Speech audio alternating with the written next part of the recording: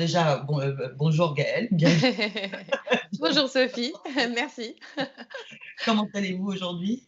Ouais, ça va plutôt bien. Ouais, Ouais, donc ça va je plutôt je bien. je vous contacte aujourd'hui pour, votre, super livre qui est Grand guide de la sophro et de fait, bah, j'ai plein de petites questions à vous poser. J'aimerais qu'on revienne au début, de ce qui vous a fait venir à la sophro. Si vous pouviez nous expliquer le rapport que vous avez eu avec, la danse, Mmh. l'acceptation de votre corps et puis ensuite, votre épanouissement qui en fait est un long parcours, personnel.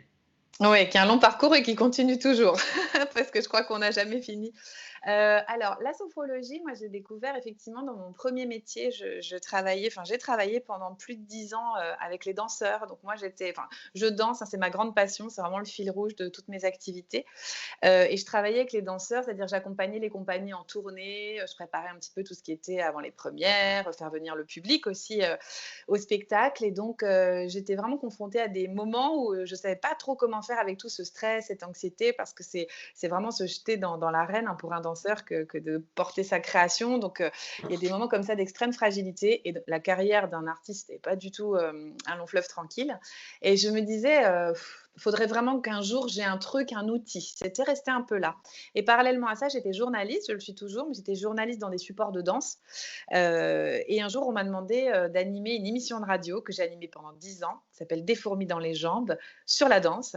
Et c'était un direct. Donc, quand on m'a dit tu vas être en direct, mon côté un peu perfectionniste s'est dit au secours, comment je vais faire parce que c'est voilà, il n'y a pas le droit à l'erreur. En même temps, c'est ici et maintenant, quoi. Ça se joue ici et maintenant. Et je suis allée voir une sophrologue pour me préparer au direct.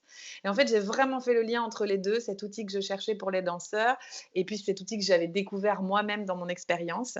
Et je me suis dit, je vais me former. Pour les danseurs, hein, au départ. Donc, Oui. j'ai fait l'académie du docteur Chenet. Et je le dis dans le livre, le docteur Chenet avait dit qui ne s'installera pas en tant que sophrologue. Et j'avais été une des premières à lever la main en disant moi, je ne m'installerai pas, je veux juste le faire pour les danseurs. Bon, bah maintenant, je suis installée depuis 10 ans maintenant. Mmh. Et parce que j'ai découvert aussi au fil de la formation tout ce que ça pouvait apporter à toutes sortes de gens. Donc, j'ai Ouais. vraiment découvert là quelque chose qui me correspondait beaucoup. Alors, Mmh. quelles sont les idées reçues qui vous font sourire le plus, puisqu'on en parle dans le livre, Ouais, ouais. à propos de la sophrologie? Ah, il y en a pas mal, hein, celle qui me ferait sourire le plus, je crois que c'est la sophrologie, c'est de la relaxation. Mmh. C'est encore très, très présent. C'est-à-dire que je passe quand même beaucoup de temps, j'ai un aspect assez pédagogue dans mon enfin dans ma fonction quoi, dans mon travail. Je passe quand même beaucoup de temps à recorriger ça parce qu'en fait, bien sûr qu'il y a des séances de détente, mais c'est vraiment qu'une petite, facette de la sophrologie. Ce serait complètement ignorer tout l'accueil que ça demande, de toutes ces émotions, de toutes ces sensations et tout le travail de changement de regard. Changement de lunettes, un nouveau regard, disait Caicedo, le fondateur de la sophrologie, et tout le cheminement. Donc voilà, quand c'est de la détente, je me dis ouais, c'est pas toujours de la détente quand même. Hein. Donc il y aurait celle-ci et puis bah, le côté qui est, oui, que ce serait quelque chose un peu pour les bobos. Moi, ça me fait rire parce que je suis dans un territoire, je suis en Seine-Saint-Denis, moi, En dans des Seine-Saint-Denis? collèges. Je travaille avec des enfants qui sont stressés à l'école, mais surtout, j'ai commencé avec des enfants violents. Donc, ça me fait sourire et c'est oublier que Caicedo, quand même, il a expérimenté la sophrologie dans les bidonvilles de Bogota. Je Ouais. dis pas que Saint-Denis est un bidonville, attention, pas du tout. Mais c'est oublier le côté vraiment, ben, c'est terrain quoi de la sophrologie. Donc quand j'entends c'est pour les bobos et c'est un truc un peu de bien-être où on va pas vraiment au fond des choses, là ça me fait sourire, ouais. Et d'ailleurs, il existe des pays où le yoga ou la méditation sont des cours obligatoires, non? Oui. Oui, Ouais, oui, alors je n'aurais pas la liste comme ça, j'ai pas assez d'expertise, je pourrais pas faire un j'avais recensement très entendu. précis, mais c'est le cas, oui, oui, c'est le cas. Alors, obligatoire, ça pose d'autres questions. Moi, je suis quand même vraiment sur l'autonomie, la liberté, donc d'obliger les gens, je suis pas sûre que ce soit une bonne idée. En tout cas, d'obliger la découverte peut-être. Ça, c'est vraiment ce que j'ai créé dans les établissements scolaires parce que encore maintenant, malgré tous les projets que j'ai déployés qui ont quand même été un peu, médiatisés, suivis, j'ai encore des collèges dans lesquels j'arrive où il y a beaucoup d'idées reçues et presque de la frilosité quoi, de la frilosité, Ouais. voire de l'opposition. C'est pas un problème en fait, ça me gêne pas, c'est juste que parlons de ce que l'on a expérimenté. Soyons un tout petit peu honnêtes, Ouais, intellectuellement. ouais. Voilà. Après, je pense que c'est ce qu'on disait un petit peu hors antenne ensemble, il y a la sophrologie et puis il y a les sophrologues. C'est 2 Mmh. choses différentes et peut-être il y a comme il y a des médecins, des bons médecins, des médecins un peu moins bons, eh bien, je pense que il faut bien séparer les choses, en fait, Oui, c'est pas évident quand on a une mauvaise expérience, on peut associer aussi ça à la technique, oui. or c'est pas toujours le cas. Beaucoup de thérapeutes de médecine douce proposent des techniques simples et efficaces et beaucoup de gens s'en éloignent parce qu'ils disent, «Moi, ça m'a rien fait». Alors, quels sont vos conseils pour, trouver un bon sophrologue, par exemple, puisqu'on parle de la sophro? Bah, déjà, est-ce que ça doit faire quelque chose? Là, il y a une attente aussi, c'est-à-dire que si on y va avec une certaine attente, c'est déjà un petit peu biaisé, hein, donc voilà, Il faut après, il faut bien on n'y va pas comme ça, on y va bien parce qu'on a une demande, on y va. oui, une demande, mais peut-être pas d'attente sur un ressenti particulier, un peu comme en méditation où en fait, l'idée, c'est pas forcément de ressentir la détente, quoi, d'être ouvert à toutes sortes de ressentis, agréables, désagréables ou neutres. Alors la question du bon sophrologue, enfin comment le choisir en tout cas, bon, il y a les réseaux, hein, c'est quand même important de voir la formation initiale, une formation longue parce qu'il y a énormément de formations et là, je crois que ça explose encore plus en ce moment après le confinement, tout ça. Peut-être les gens se posent des questions sur leur vie et se disent: «Je vais devenir sophrologue», sauf qu'attention, il y a une différence entre se soigner et devenir un praticien. Donc ça, c'est un métier, hein, j'insiste, donc avec des compétences, un savoir-faire, un savoir-être. C'est long, Donc les c'est combien de temps le cursus? Alors, vous trouvez de tout. Vous trouvez du distanciel. Alors là, il y a eu le confinement, donc il y a des choses qui ne pouvaient pas se faire en présentiel, mais quand même, il y avait du distanciel avant. Moi, je pense qu'il faut intégrer, que c'est important de prendre le temps quand même à un moment, ça bouscule plein de choses. Donc, moi, je sais que la mienne faisait, 1 an et demi, 2 ans avec la remise du mémoire et je trouve que j'étais pas enfin, je me sentais pas, encore armée à la sortie, quoi. J'ai quand même dû, continuer à pratiquer, travailler, faire d'autres formations et je le fais toujours. D'accord, Les fédérations, c'est un bon repère. Après le bouche à oreille, je crois que ouais, les gens sont quand même les meilleurs, voilà, c'est sûr. les recommandations et il y a de plus en plus de personnes aussi et ça, je trouve ça très appréciable, qui appellent aussi avant de prendre rendez-vous, juste pour vous entendre, pour vous poser quelques questions. Parce que l'alliance, la relation, elle va faire énormément dans le travail. Ouais, Donc le bouche à oreille, en tout cas, enfin, je pense que maintenant, c'est vraiment, la meilleure des publicités. ouais, quand même, ouais, ouais, parce que Ouais. les personnes ont expérimenté et parlent d'une expérience. Moi, je suis pas certaine qu'il faut toujours attendre que les gens viennent à nous. Moi, je suis allée aussi, c'est-à-dire j'ai fait des séances comme ça. Alors ça a été des moments assez incroyables en bas des cités. Il y a une cité qui s'appelle les Francs-Moisins ici, qui est assez connue et pas pour la sophrologie ou la détente, mais plutôt pour des problématiques, de violence, des problématiques sociales, ce qui est une réalité. Mais, on dit en sophrologie que nous avons un outil qui s'adapte et que l'adaptabilité, c'est la première qualité du sophrologue. C'est ça l'adaptabilité, c'est être capable d'aller aussi proposer ces outils dans n'importe quel contexte. Et je pense que ça, c'est notre devoir aussi à nous, parce que si on revient vraiment au fondement de la méthode, c'était ça que proposait Caicedo. C'était pas dans des secteurs forcément réservés, protégés, etc. Donc, en déclenchant les expériences, on peut aussi déclencher des rencontres. Effectivement, ces personnes vont toujours être loin de la sophrologie si on n'en aurait pas parlé sinon. Parce Ouais. qu'on considère que c'est pas pour les gens du 93, par exemple. Et je pense que c'est collé à plein d'autres. Ou que socialement, bah, comme c'est des gens qui n'ont pas d'argent et comme c'est pas remboursé et qu'ils ont la CMU, moi, on me l'a sorti des quinzaines de fois, ça. Et je pense que c'est une erreur parce qu'en fait, une fois que les personnes comprennent que c'est un outil avec lequel ils sont autonomes, ça j'insiste, hein, autonomes. Je suis une passeuse, moi, c'est tout, hein. Mmh. Je pense qu'ils peuvent complètement comprendre et prendre soin de leur santé. On a Ouais. tous un corps et ça, on peut le faire vibrer, chacun, quoi.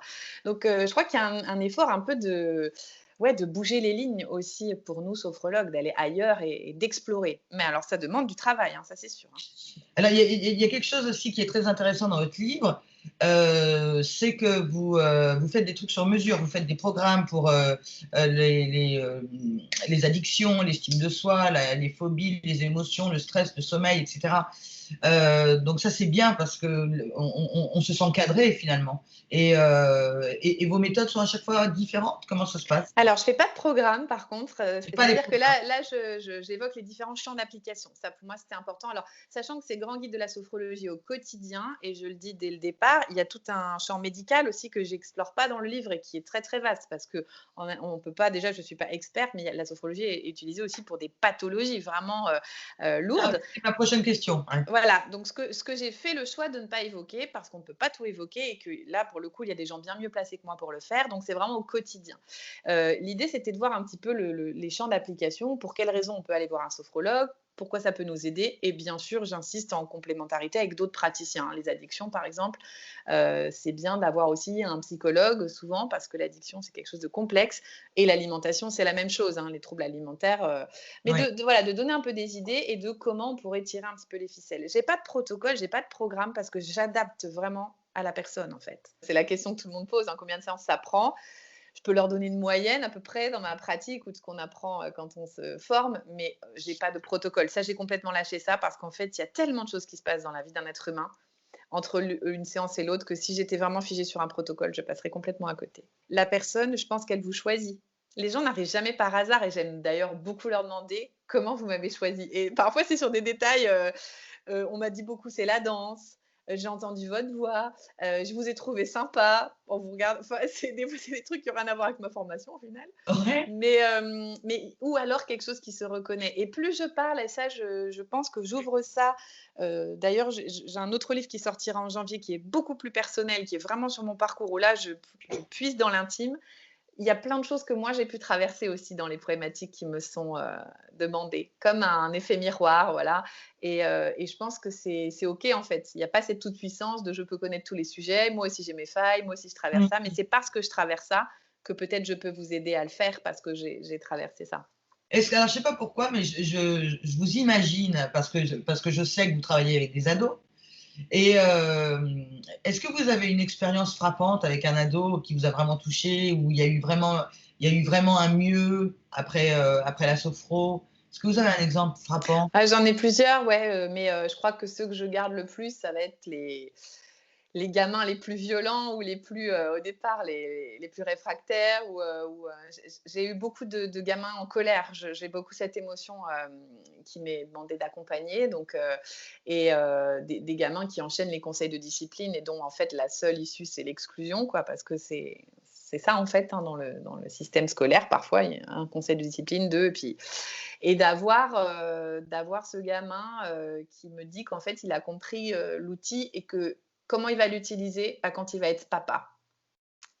Et Ah, ça, je me suis dit: «OK, en fait, il a tout compris, c'est-à-dire qu'il peut aussi choisir et il peut changer et il peut transmettre autre chose».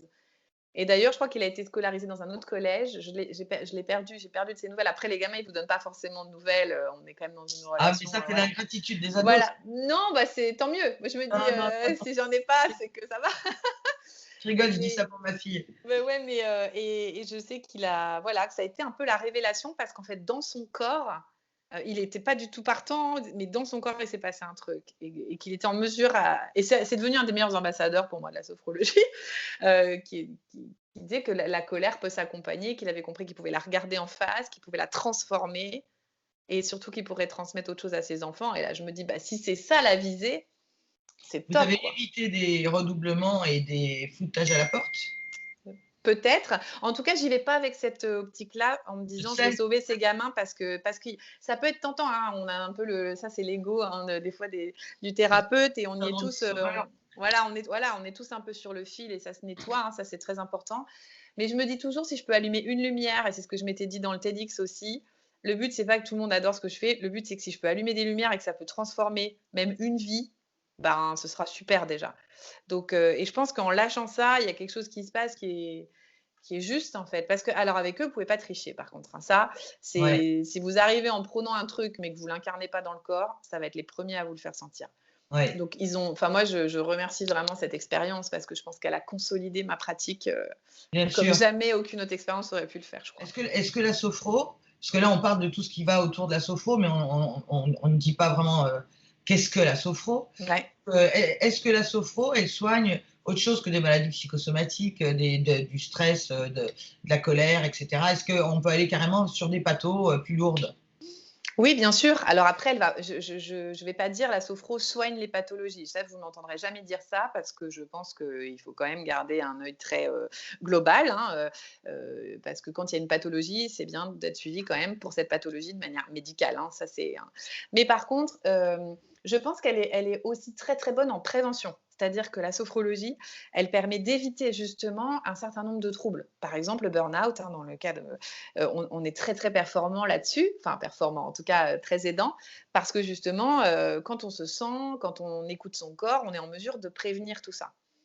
Ce qui est sûr, c'est que ça peut accompagner les traitements. Vous redevenez acteur, hein. La sophrologie, elle met vraiment dans une posture d'autonomie, de liberté et de responsabilité. Donc, il y a toujours en fait c'est ce que je dis dans le TEDx d'ailleurs, même dans l'espace le plus contraint, on a toujours une marge de possible qui nous Oui. appartient, notre marge à nous. Bah, la sophrologie, elle travaille sur cette marge-là, celle qui dépend de nous. Donc, je pense que ça peut accompagner et transformer effectivement une expérience. Après, il y a malheureusement des pathologies, qui sont tellement terribles et tellement, difficiles que voilà, l'issue ne sera pas, positive, mais en tout cas, c'est la façon dont on le vit. La sophrologie, elle travaille sur le regard qu'on porte sur les choses aussi. Mmh. Donc ça, on peut le changer, on peut changer de lunettes sur une réalité. Et c'est vrai que, ça permet aussi d'être, peut-être plus en phase avec nos désirs profonds. C'est-à-dire que je crois que le corps, il sait. Moi, j'ai vraiment cette, confiance-là que mon corps, il sait ce qui est bon pour moi. C'est moi qui ne sais pas l'écouter, en fait. Et Mmh. ça s'apprend. Et là encore, j'insiste, ça s'apprend. On peut tous Avec l'apprendre. la respiration? Ouais, avec la respiration, Avec la en apprenant respiration? à écouter son corps, parce que, hein, la sophrologie, c'est vraiment respiration, relâchement du corps et la visualisation, c'est-à-dire le lien corps-esprit, hein, la capacité formidable qu'on a quand même, de visualiser des choses, mais pas seulement les voir, les ressentir pour ramener ces ressentis ici et maintenant et s'en servir, hein, si je veux réussir un Quand vous examen, dites: si «Imaginez-vous sur une plage», et alors la plage, c'est ce qui sort souvent, mais ça peut être, j'imagine aujourd'hui, par exemple, si j'ai pas d'énergie, bah, je peux visualiser mes organes et imaginer qu'ils sont en train de fonctionner pleinement et que j'active un peu, tranquillement leur température, leur activité. Il y a tout ça. Il y a aussi il y a les examens, par exemple, et puis moi qui accompagne beaucoup les sportifs, on peut visualiser des épreuves sportives. Un oui. patineur qui visualise un saut qu'il n'arrive pas à passer dans le réel, le fait Mmh. de le passer dans son imagination, dans sa visualisation, va l'aider parce que son corps aura senti qu'il l'a déjà fait. Est-ce que des médecins traitants conseillent des sophrologues? Alors oui, moi je suis sur un territoire où ça a été une vraie question, parce que le médecin ici et c'est quand même, la personne qu'on va voir, il y avait très peu d'autres propositions visibles en tout cas. J'ai été assez soufflée d'ailleurs de médecins dits très engagés auprès des quartiers qui voulaient absolument même pas me saluer, hein, ça m'est arrivé quand même. Enfin ça, il faut quand même, le Ah, quand prendre au même? quotidien. Ouais, ouais, sans même me connaître, donc ce qui était la base de la politesse. Pas tous, hein, pas tous, attention, je généralise pas. Mais je pense qu'il y a des territoires où c'est plus facile. Moi, j'ai peu de recommandations des médecins, sauf pour les acouphènes, parce que là, il y a eu vraiment des études, très poussées faites Ah oui. là-dessus. C'est pas tellement les médecins, moi, qui m'envoient, c'est plutôt ou alors les médecins psychiatres pour les adolescents. Oui, Voilà, parce oui, qu'en ce moment, il y a une surcharge de toute façon des services psychiatriques ouais. et Ah, que voilà, il faut accompagner ces jeunes. Mais sur ce territoire, c'est encore un peu difficile. Mais je sais que d'autres collègues travaillent complètement aussi avec les médecins alentours, donc ça doit dépendre surtout de la personne, hein. oui, alors, parlons-en, hein. Demain, on va rouvrir les terrasses. On vit à moitié enfermé, depuis mars 2020. Est-ce que, il y a eu un boom de la sophro ou comment? Est-ce que vous avez ressenti un changement, chez les gens? Est-ce que vous avez, parce que moi je ressens pas mal de détresse quand même. Ouais, alors moi, ça oui, je le ressens. C'est-à-dire que les problématiques que j'accompagne actuellement se sont fortement densifiées, amplifiées. C'est-à-dire, il y avait déjà des gens peut-être un peu plus fragiles, mais là, c'est vraiment, ça nous touche tous, quoi, dans le fait qu'il y ait eu le confinement, ces cellules familiales, en fait, des gens qui n'ont pas forcément l'habitude d'être ensemble tout le temps, Mmh. l'angoisse de l'avenir. Très fort et puis voilà, des pertes d'emploi, des choses, des pertes de proches, le fait de ne pas pouvoir, enterrer ses morts, enfin célébrer les deuils, c'est compliqué. Donc oui, je pense qu'il y a une détresse, il y a une détresse de plus en plus jeune. C'est-à-dire que mes petits patients, je les prends à partir de 4 ans. Moi, en général, j'ai de plus en plus de petits et de familles. Ça, c'est super. Je ne veux pas m'éloigner du livre, mais je vous ai aussi Mmh. écouté lors de vos interventions sur TEDx, et vous dites aller au-delà des croyances limitantes. Vous parlez de méditation de pleine conscience, de 60 000 pensées par jour. Je me dis, ah, elle est en pleine maîtrise de la loi de l'attraction. C'est pas. En même temps, je ne dirais pas que je suis en pleine maîtrise. En tout cas, je l'expérimente, ça c'est sûr, parce que je pense que d'être bien dans ses baskets, alors ça m'a beaucoup questionné, toujours ce truc d'être bien dans ses baskets. En fait, être bien dans ses baskets, ça veut dire être OK avec les moments où on n'est pas bien non plus dans ses baskets. Parce que Ouais. la vie est comme ça, c'est-à-dire que, et ça c'est vraiment l'objet d'un livre qui paraîtra en janvier, où je me suis dit, je vais aller montrer à quel point il y a des choses extrêmement d'ombre aussi dans ce parcours, parce que ça fait partie du trajet, et que les visions un petit peu comme ça, on est sur un lotus et tout est beau et on a une fontaine ou je sais pas, ou une cascade en face, ça c'est pas du tout, du tout la pratique. Enfin pour moi c'est pas ça. Et oui, mais c'est ça, c'est l'image que Mmh. beaucoup de gens donnent au développement personnel. Mmh. Et c'est pour ça qu'il est intéressant, je pense, de vulgariser, de désacraliser, d'aller au contact des gens comme ça, comme vous faites. C'est sûr que c'est super, quoi. Pour moi, un livre, c'est ça. Un livre, c'est ce que je disais donc à Sophia, qui est mon éditrice, à qui je fais un petit coucou chez Très Daniel. Pour moi, il y a le livre, mais il y a surtout qu'est-ce qu'on en fait. C'est-à-dire que le livre, c'est qu'une Bien sûr. partie du travail. C'est comment après, qu'est-ce que je vais faire autour de ça, comment ça va créer une autre communauté, comment est-ce qu'on va partager. Enfin, c'est quand même tout ça le travail d'un livre. Et puis, comment je vais donner les outils, en fait. Ces deux livres, ces deux premiers, donc La méditation, c'est la vie chez Furt et Le grand guide de la sophrologie au quotidien chez Très Daniel, pour moi, c'est un peu voilà ce que mon expérience, ce que j'ai acquis dans mon expérience. En fait, je pense que c'est le livre que je peux écrire pour les personnes que j'accompagne au quotidien. Et c'est le Ouais. meilleur compliment qu'ils me font. C'est Madame Piton, quand on vous a lu, on a l'impression qu'on était en séance comme quand on est avec vous. Ah, Et ça me touche parce que je me dis, il n'y a pas de différence entre la Gaëlle qui va au collège, celle qui fait des conférences, celle qui fait le TEDx, c'est juste moi en fait, et dans le quotidien en fait. Donc, c'est vraiment penser autour d'un livre qui est juste le prétexte à de nouveaux partages, en fait. Et je veux vraiment rester dans l'expérience. Après, il y a toute la dimension pédagogique, hein. Ça, c'est le travail aussi que j'ai pu faire avec Morgane Carlier, qui est l'illustratrice du coup de ce livre, parce que je trouvais que dans la plupart des bouquins de sophrologie, on voyait beaucoup de jeunes femmes de 25 ans, blanches, qui montraient les exercices. En gros, je schématise, mais ça m'a beaucoup agacée parce que c'est pas du tout mon quotidien.